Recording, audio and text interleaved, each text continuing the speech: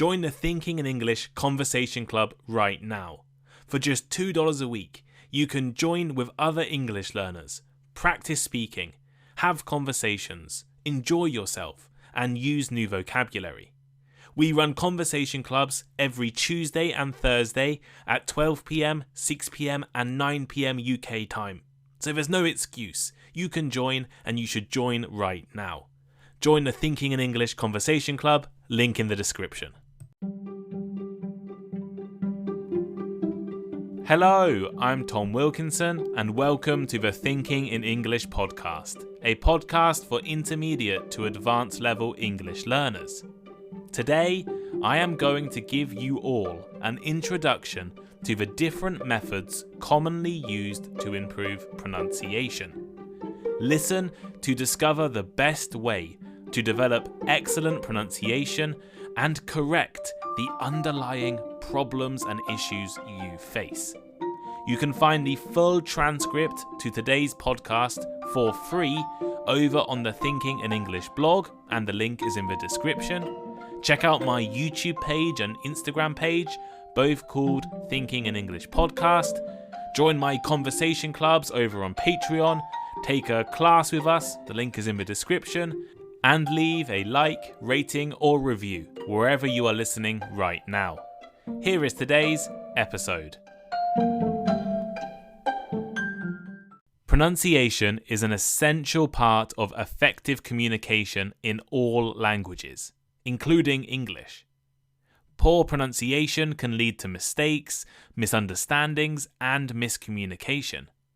This can make it difficult for native speakers to understand what a non-native speaker is trying to say. I know this from personal experience. I can't begin to describe the amount of pronunciation mistakes I have made in Japanese and Chinese. Even pronouncing a word slightly differently or incorrectly can completely confuse your conversation partner. Pronunciation also plays a crucial role in how someone perceives you. Good pronunciation can make a positive first impression. If you have good pronunciation, your conversation partner's perception or impression of your intelligence, credibility, and competence will likely increase. And the opposite is also true. Poor pronunciation can make communication difficult, creating a bad or negative first impression. When communication is difficult, it also becomes difficult to make personal connections and establish trust. Especially if you work in business and need business English, poor pronunciation can stop you from effectively communicating with clients, customers, and even colleagues. I want to make something clear. Pronunciation and accent are different things. I don't believe you need to speak with a perfect British or American accent. It's not important. Keeping your accent allows you to stay in touch with your culture and identity. I don't want you to sound British or like me. I want you to sound like you. However, being understandable is important. There is not necessarily one correct pronunciation, but there are incorrect ways to pronounce words. Improving your pronunciation, rather than focusing on changing your entire accent, will help you become more understandable. Okay, that is all easy to say. Obviously, pronunciation is important. But how can you actually improve yours? What are the best ways to improve pronunciation? I've spent a lot of time reading about this topic, for my own benefit mainly. I've also talked to some of my good friends, both language learners and language teachers, and I've discovered many different techniques to improving pronunciation. Today, I want to divide these techniques into popular methods to improve pronunciation and scientific or evidence-based methods to improve pronunciation. Within these categories, I'll discuss a few of the techniques and their pros and cons. Importantly, everything I'm saying is general and not specific to you. Everyone is different. Everyone has unique ways of learning. Some people are naturally talented and gifted at accents and pronunciation. Other people, like me, need to try really hard to correct their mistakes. The evidence-based techniques I'm going to introduce will probably improve your pronunciation more consistently and will address any underlying problems or issues you have, but they are usually more difficult than the popular methods. The important thing is to find a technique that works for you and achieves actual results. Popular methods to improve pronunciation. First, let's discuss some of the popular methods used to improve English pronunciation. These are methods commonly suggested by articles on the internet or internet teachers. And when students tell me they are practicing their pronunciation, they are usually using one of these popular methods. But are they actually that good? Drill-based pronunciation exercises. The first broad category of methods to improve pronunciation that I want to talk about are drill-based exercises. These are a very popular method of pronunciation training, and something that I have often recommended as a tool to practice and train your mouth. There are many different variations on drill-based exercises. Repeating words and sounds, tongue twisters, like she sells seashells by the seashore. I've talked about tongue twisters a lot before, so I won't do it again today. Or pronunciation drills in group settings. Another popular drill exercise is looking at minimal pairs. Minimal pairs are words or phrases in a language that only differ in one phonological element. Or in plain English, they only have one different sound. Mat and bat, hot and hut, toe and to, zen and gen. All of these are examples of minimal pairs focusing on different sounds. By studying and repeating minimal pairs, you can really focus on specific sounds. I often use minimal pairs with students who have native languages that don't have certain English sounds, like not having separate l and r sounds.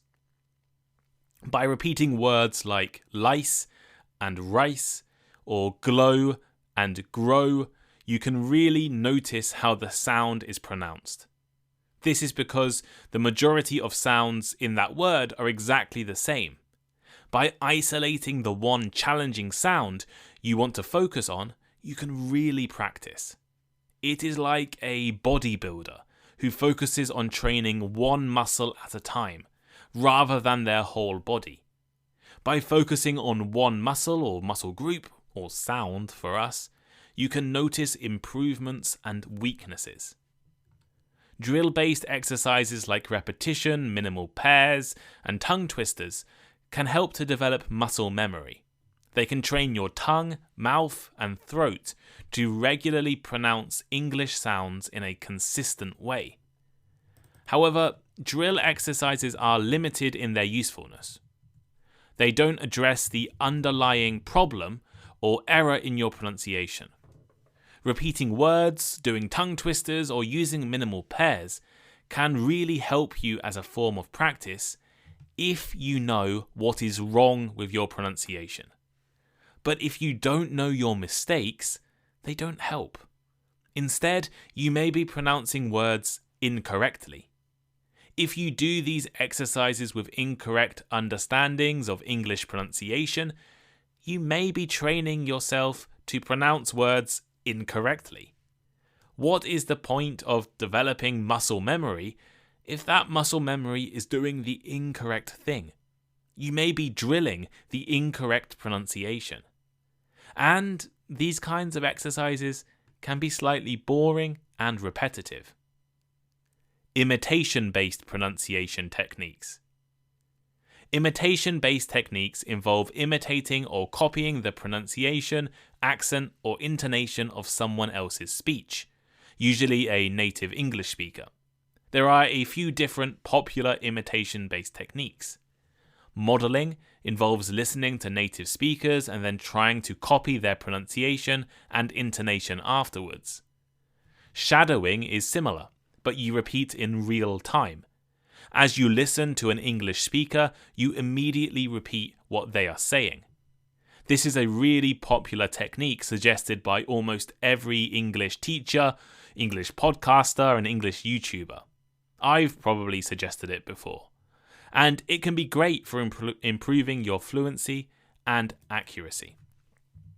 Accent reduction focuses on overall accent rather than simply pronunciation. For example, imitating the California accent or British received pronunciation as a method to improve your overall pronunciation. You may find it easier to practice pronunciation by copying another accent rather than using your own. Imitation-based techniques have some really good points. Most importantly, it encourages you to focus on the sounds of the language and identify the key components of what you are hearing. You will also develop an ear for the language, or get used to listening to and using certain forms of pronunciation. On the other hand, there are some big drawbacks. Like drill techniques, they do little to correct your underlying pronunciation problems or issues. You may think you are correctly shadowing or modeling, but there is a good chance that you are using incorrect English, incorrect pronunciation. And if you practice something incorrectly, you aren't going to be able to use it correctly. And you may sound too similar to a model you are copying. This can sometimes make you sound strange and unnatural.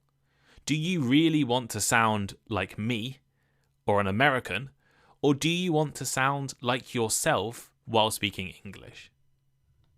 Pronunciation software and apps. Another really popular approach to practicing pronunciation is using software or apps which are designed to practice your speaking. I'm about to mention a bunch of different options or apps you could choose. These aren't recommendations. I want to make that clear. These are not recommendations. I've never used most of them. But they are just some options that you could look at.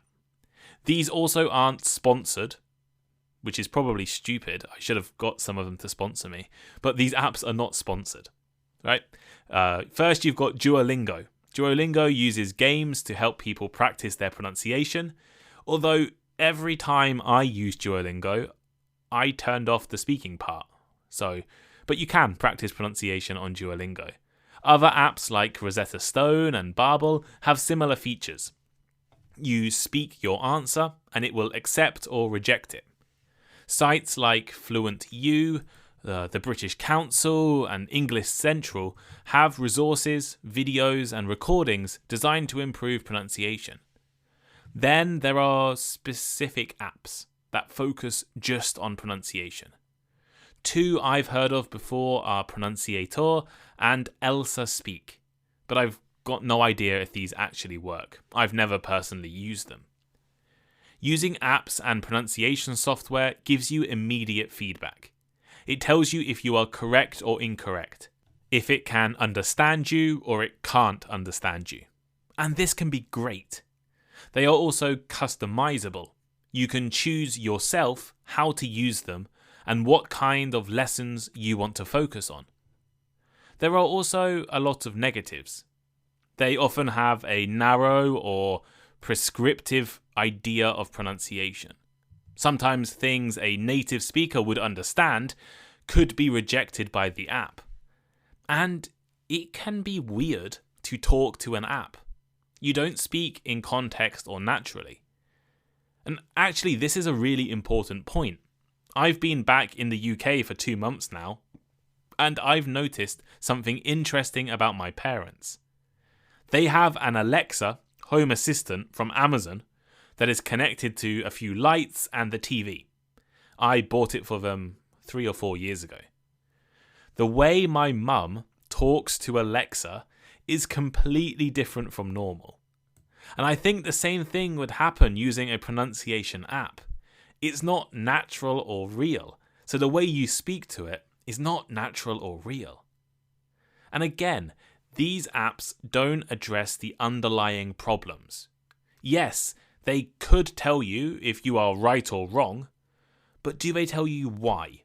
Do they teach you how to fix your issues? Probably not. Evidence-based methods to improve pronunciation.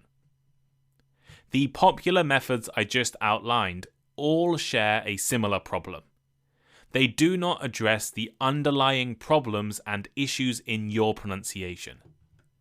Drill exercises, imitation, and apps are great for practicing. But what if you are practicing incorrectly? They don't teach you why you are making mistakes, and they don't give you a solution to focus on or improve.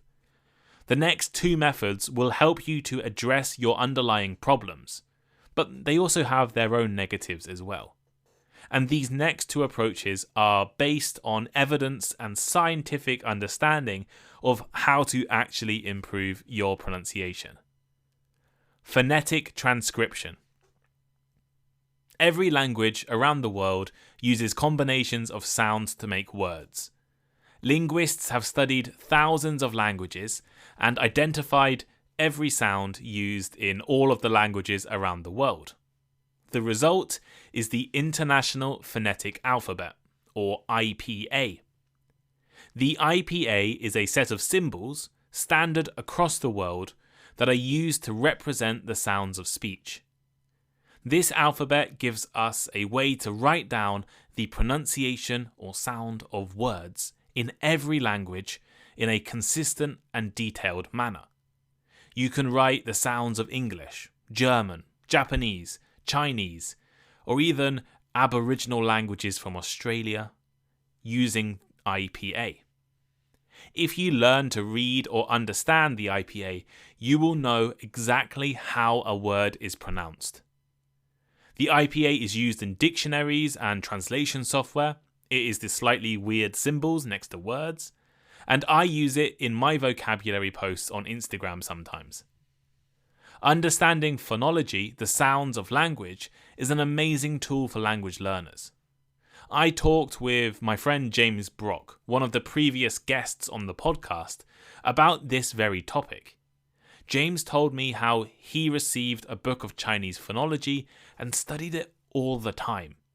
He reached a very high level of Chinese by studying the position of the tongue when making sounds. Linguists have identified and explained how sounds are made. For example, the f sound and the v sound can be defined as labiodental fricatives. You should learn these terms in your own language. No need to learn them in English. In other words, a vibration, or friction, is created by forcing air between your teeth, so dental, and your lips, labio, hence labiodental fricative. And your tongue doesn't move. V, or v, is voiced, so you use your voice box in your throat, and f, or f, is unvoiced, meaning no voice box. I know this because I studied IPA. I know exactly how to make the sound because linguists have studied it and defined it. Some sound should be made in your throat, some in the back of your mouth. Others use your tongue, lips, and teeth. Some are voiced and unvoiced. Some use friction. Learning how the sound is made is one of the best ways to identify the problems in your pronunciation. You can see the mistakes you are making if you can see the sounds. And it focuses your approach on sounds, the most important thing for pronunciation. However, it can be difficult to learn. It's not simple, and it will take time to understand. But for some people, it can be really useful. Experienced and qualified pronunciation teachers.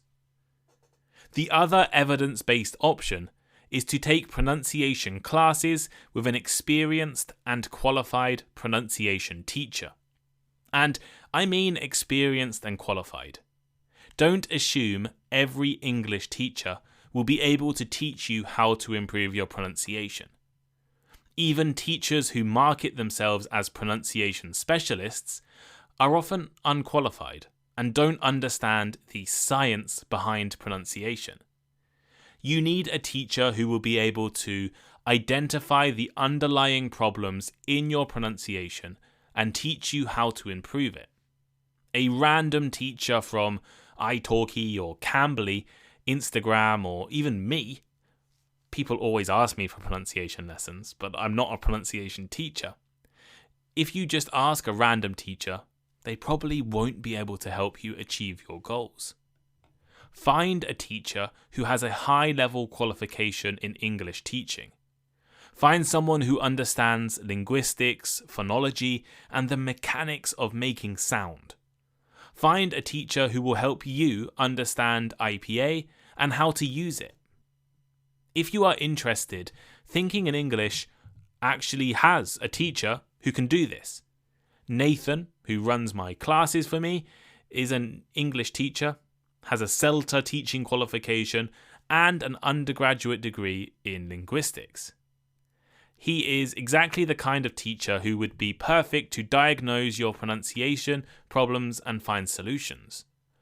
And we are also thinking of running events and workshops on pronunciation, based on science, not based on popular methods, right? Based on the actual ways to improve pronunciation. So let me know if you are interested by leaving a comment or sending me a message. If we get enough interest, maybe we'll organise a few pronunciation workshops in the next month or so.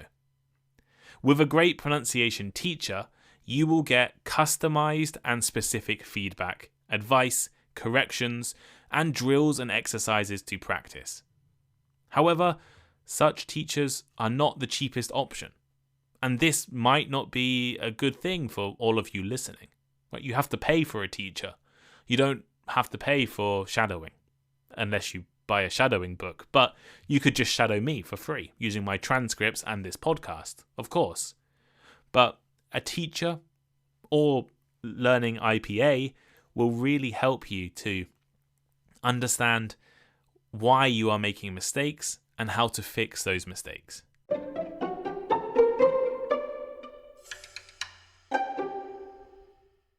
So here is today's final thought. Overall, my advice to all of you is to identify the problems and issues in your pronunciation first. Find what you are doing wrong and the mistakes you are making. You can do this with a teacher or do it yourself by looking at phonology, sounds, and using the International Phonetic Alphabet. Once you know the errors, a good teacher can provide explanations and exercises to fix those issues. Or you can use IPA to correct yourself or correct your pronunciation. Then, once you understand your mistakes and issues, you can use drills, imitation, and apps to practice, develop fluency, and build muscle memory. Pronunciation is about knowledge and skill. But most people forget the knowledge part. They focus on the skill. They focus on practicing, and practicing. But without the knowledge, what are you practicing? Without the knowledge of why you are making mistakes, without the knowledge of the underlying issues and problems in your pronunciation, the things you are doing wrong, the reason your tongue is in the wrong position, or your lips and your teeth are not doing what they should be doing while making a sound.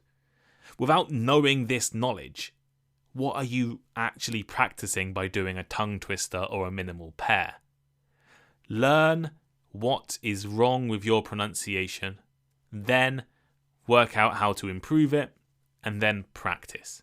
They are the steps you need to know. First, learn the knowledge, then the skill. How do you practice your pronunciation? I'm really curious. Let me know by leaving a comment on the Thinking in English blog, send me a message on Instagram, or leave a comment on Spotify. While you're on Spotify, give me 5-star rating. That would be really amazing if you could rate me 5 stars. If you're listening on Apple, I'd love an Apple review and a 5-star rating as well, which would also be amazing. I've had some incredible Apple reviews come in the last few weeks. So please, more nice reviews makes me so happy every time I read a lovely comment or review from one of you listening. If you want to support Thinking in English, you can. Join my conversation clubs. We have conversation clubs running every Tuesday and Thursday at 12 p.m, 6 p.m, and 9 p.m. UK time. These conversation clubs allow you to practice speaking with other people for as much time as you can.